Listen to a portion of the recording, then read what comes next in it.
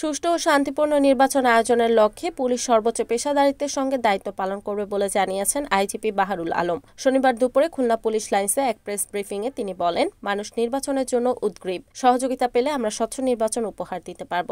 তিনি জানান, এবার প্রথমবারের মতো বিভিন্ন ইউনিটে বিশেষ প্রশিক্ষণ দেওয়া হয়েছে এবং খুলনায় এসব প্রশিক্ষণ শিবির পরিদর্শন করে দায়িত্ব পালনের নির্দেশনা দেওয়া হয়েছে। অতীতের নির্বাচনকে ঘিরে বিতর্ক থাকলেও এবার পরিচ্ছন্ন নির্বাচনের প্রতিশ্রুতি দেন তিনি। পুলিশের বিরুদ্ধে দায়ের হওয়া মামলার অগ্রগতি প্রসঙ্গে আইজিপি বলেন, ১৯টি হত্যা ও ৩৭টি অন্যান্য মামলায় ২১ জন গ্রেফতার হয়েছে। মিথ্যা মামলা হলে ১৭৩ ধারায় অব্যাহতির সুপারিশের নির্দেশ দেওয়া হয়েছে বলেও উল্লেখ করেন তিনি। সামাজিক যোগাযোগ মাধ্যমে এআই দিয়ে ভুয়া তথ্য ছড়ানোর বিষয়টি নজরদারিতে রয়েছে বলে জানান আইজিপি। ব্রিফিংয়ে খুলনা রেঞ্জ ডিআইজি ও কেএমপি কমিশনার সহ ঊর্ধ্বতন কর্মকর্তারা উপস্থিত ছিলেন।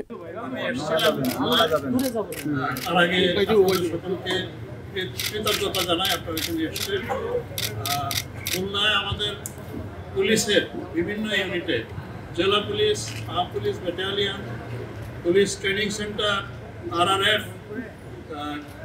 খুলনা মেট্রোপলিটন পুলিশ এবং পুলিশ ব্যাটালিয়ন বলেছি, সবগুলো ইউনিটেই আমাদের নির্বাচনের জন্য প্রশিক্ষণ চলছে। আমরা মূলত পুলিশের সকল ইউনিটকে, সকল সদস্যকে এই নির্বাচনে পুলিশের দায়িত্ব এবং কর্তব্য এবার যে অনেক বেশি গুরুত্বপূর্ণ। ইন্টারিম গভর্নমেন্ট চাচ্ছেন যে এই ইলেকশন সবচাইতে নিউট্রাল, ফ্রি, ফেয়ার এবং উৎসবমুখর হবে। সেই জন্য আমাদের দায়িত্বটা আমরা যেন সবচাইতে ভালোভাবে পালন করতে পারি, সেই জন্য আমরা নিজেরা প্রশিক্ষিত হচ্ছি। আপনারা জানেন যে গত 3টা নির্বাচন নিয়ে নানান বিতর্ক আছে, নানান সমালোচনা আছে।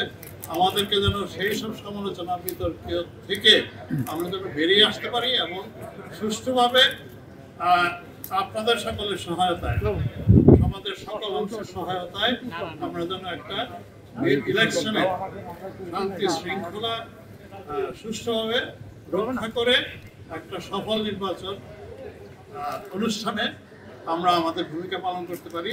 সেইটা পুনরায় মনে করিয়ে দিতে আমি সরকারের সাথে কথা বলেছি এবং আমি দেখলাম তারা খুবই উজ্জীবিত এবং আমার মনে হয় ইনশাল্লাহ এই ইলেকশনে আমাদের উপর যে দায়িত্ব এসছে আমরা সেটা পালন করতে পারব।